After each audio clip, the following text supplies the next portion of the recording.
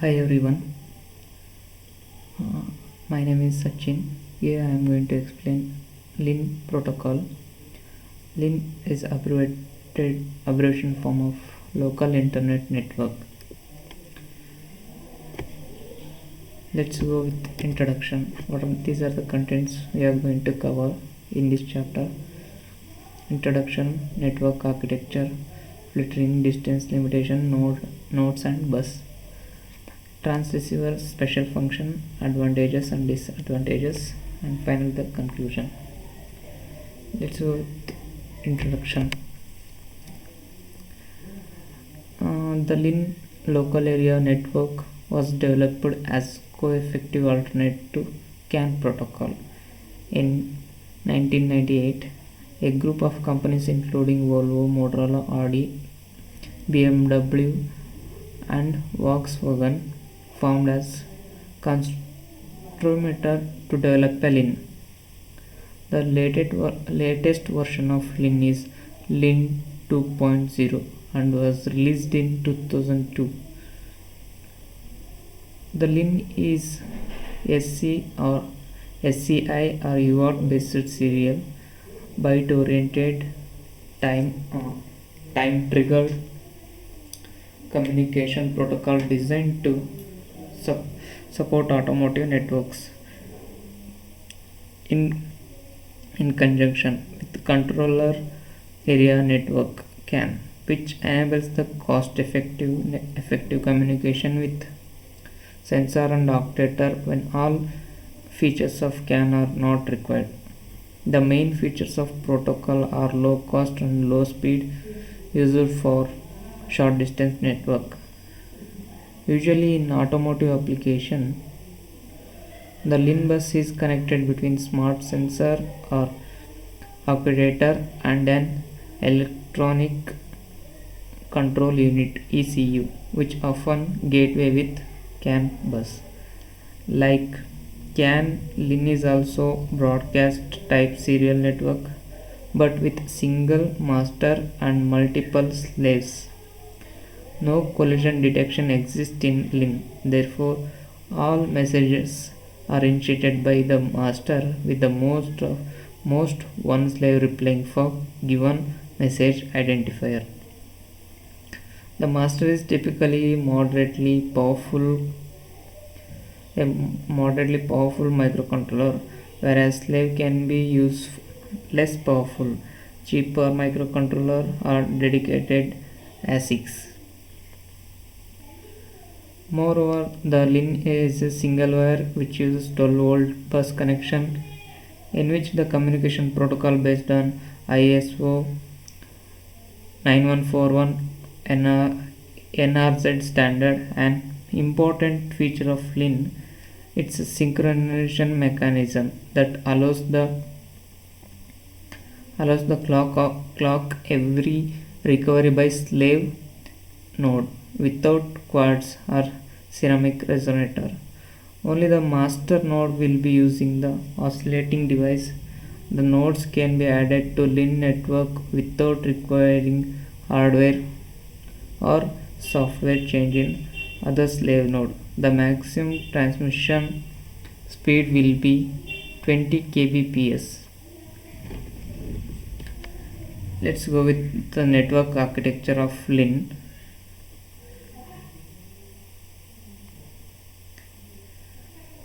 LIN is a cluster.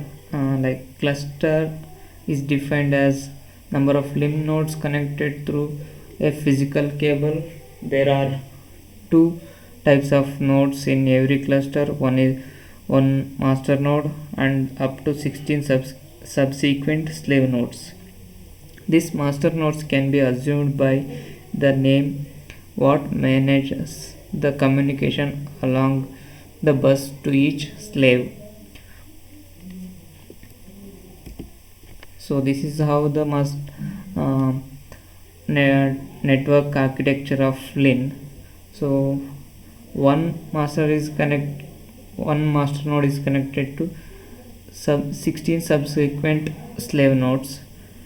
This master node can be as can be assumed by the name, is what manages the communication along with bus to each slave. Yes. Here, what is the principle? On what principle? Here, I am going to explain the principle of master slave. In every cluster, there is one master node and 16 slave nodes.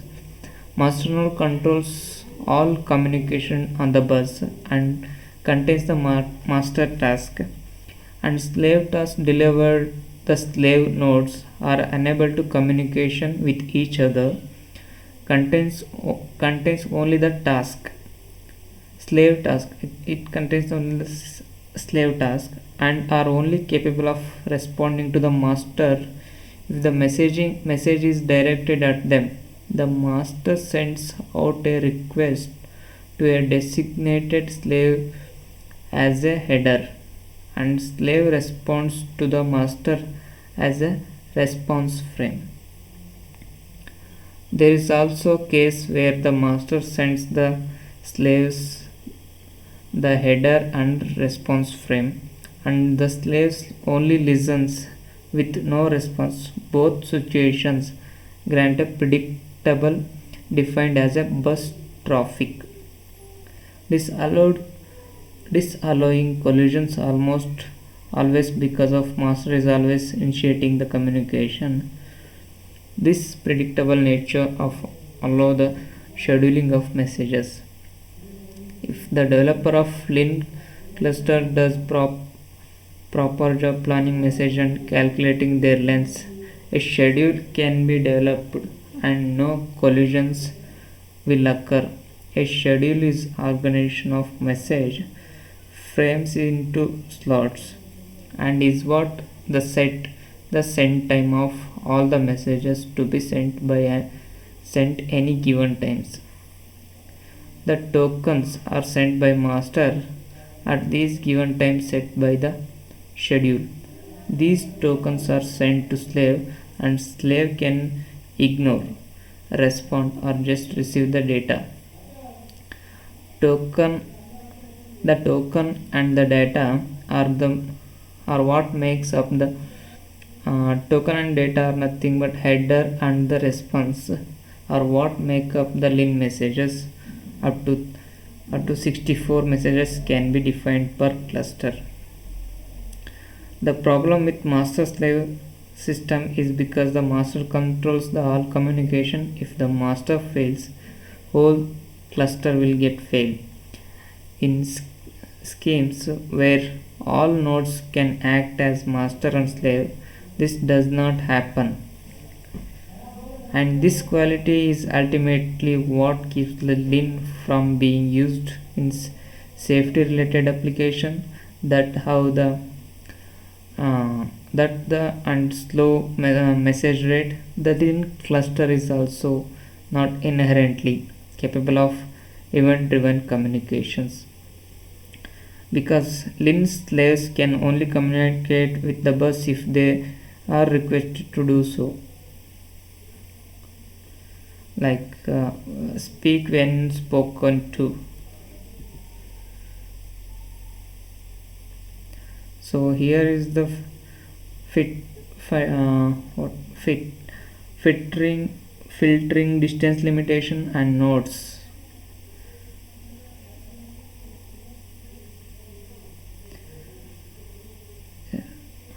This is how the architecture, like LIN bus frame. So the first figure we have that high level LIN transistor in network. The second figure is of LIN frame, how it's going to, how it's there in architecture. So here we can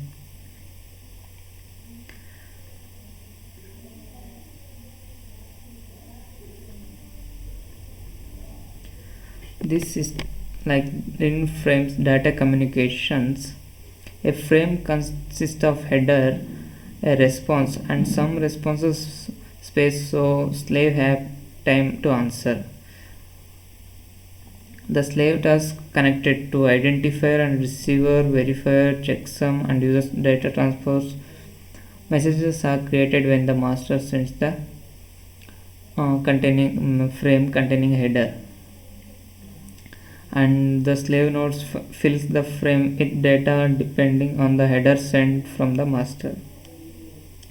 So this system of communication using header and response are like tokens has a lot of advantages. Some of them are: nodes can be added to the network without requiring hardware or software changes in their slave node. Identifier defines the content of message, and any number of nodes can be simultaneously receive and act upon the single frame.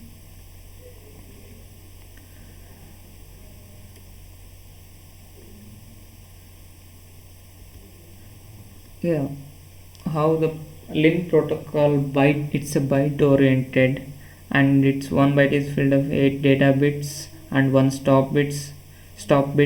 The data bits are sent LSB first, launch. The sync break is beginning of the message. It contains at least 30 bit of domain value, including the start bit followed by at least 1 bit along the receive break delimiter.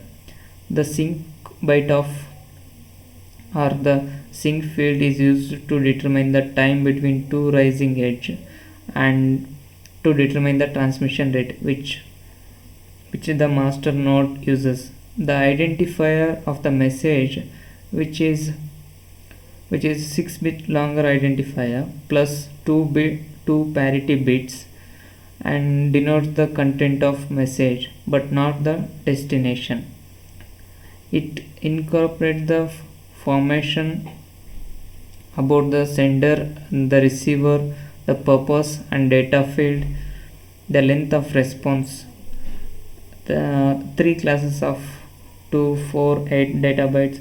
The length of coding is done by in the 2 MSP of the ID field. The total 64 message identifier is possibly here. The 2 linked parity bits are protected ID field. The length of response data field from the slave can be 2, 4, 8 bytes depend on the 2 MSP of the IDs sent by the master node.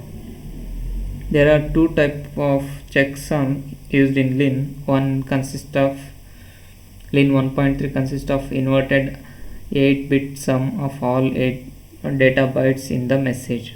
The new checksum used in LIN 2.0 also incorporates the protected identifier in the checksum calculation.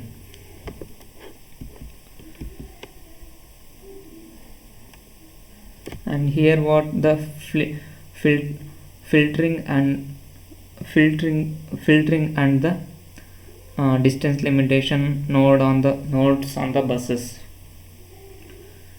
So EMI filtering on LIN bus is highly recommended and should be done in order to negotiate any EMI issues, as well as help with the transient pluses and ESD strike, along with the LIN messages themselves radiating noise with rising and falling edge.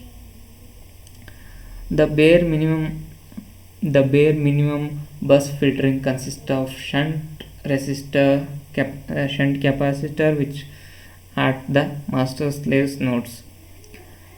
The consideration has to be taken not to overload the capacitance on the buses as slow down the edges too much. Cooperate the interpretation of a bits on the bus.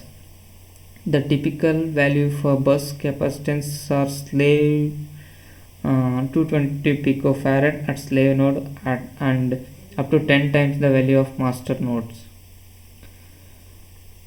Other methods are used inductor in line bus with parity bead and inductor, capacitor, inductor T filters, ferrite beds, and the filter tends to little more expensive, so inductor are most standard practice. This creates an LC filter along the bus, which suitable low cost suppression technique. Yeah. Next, we can move on to the trans receiver special functions. With the most modern transceiver, LIN transceiver, there are special functions that help the specific application needs. The most features listed for system that focus on low power consumption.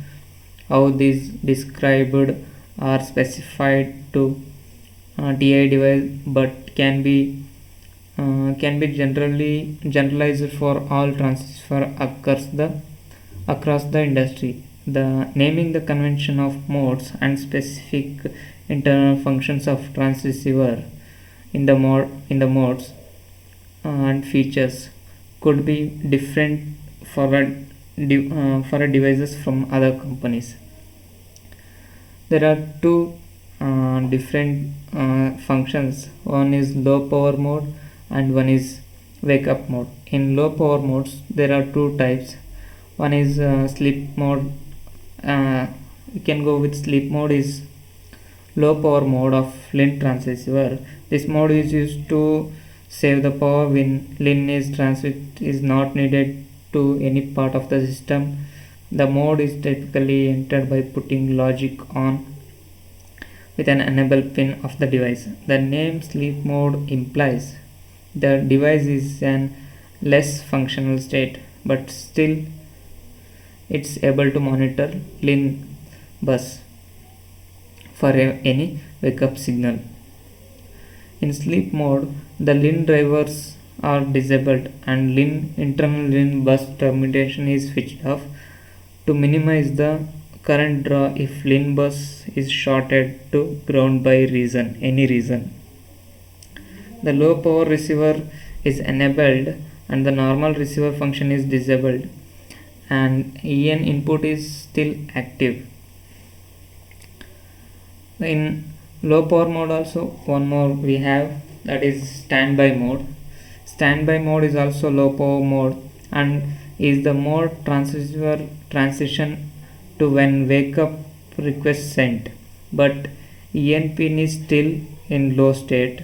The main difference between standby and sleep mode is that in standby mode RxD output is low, while sleep mode RxD output is floating. This signals to controller that device is standby mode or sleeping mode and can be transitioned into normal mode through the control of enable pin. Without enable pin held high at the power up, the LIN transceiver turns on in standby mode by default. Yeah, we have one more. The special function is wake up. In all transceiver we have pins like specific to waking the device from sleep mode if it is in sleep, and these can be used only for LIN bus wake up request. The wake pin on LIN transceiver, typically high voltage pin, responds to either negative transition or the positive transition or the both. Enable pin is also IO level pin and also used to transit in and outs of the sleep mode. In LIN we have in wake up we have again LIN wake up and dominant timeout. The request made on the LIN bus is transceiver in sleep mode. This request is an specific pattern transceiver detects while monitoring the bus in the low power mode. The dominant mode condition that happens as a fail-safe of LIN bus, but only in normal mode. If TX is driven low, unintentionally for an extended period of time, the bus will uh, LIN bus will time out, meaning transceiver is disabled. Let's go with advantages and disadvantages. The main advantages of LIN over more robust communication interface is best simplicity versus complexity. The LIN interface is simple and low cost to implement and to use relative to CAN and other different interfaces with small readily available components requirements. In the single wire implementation contributes the low cost and ASF implementation as well as self synchronization. The low speed help initiate EMI and deterministic nature of the communication scheme allow for predictable messages frames and introduction to no collision if the system is developed well. The disadvantages are related to the speed of master slave concept because speed is low. It is not ideal for any safety or the important systems inside the vehicle. The low bandwidth does not help with either, and because of the master control all communication on bus, there is not of possibility for event driven communication. The other big problem with master slave scheme is that if the master is lost, the whole cluster will become useless as there is nothing there to drive the communication on the bus.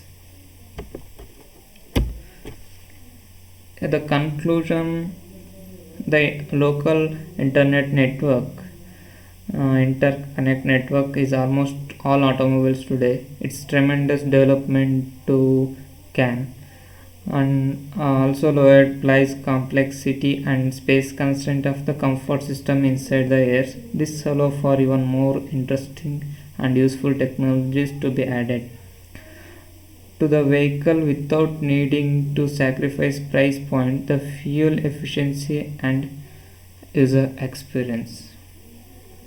Thank you.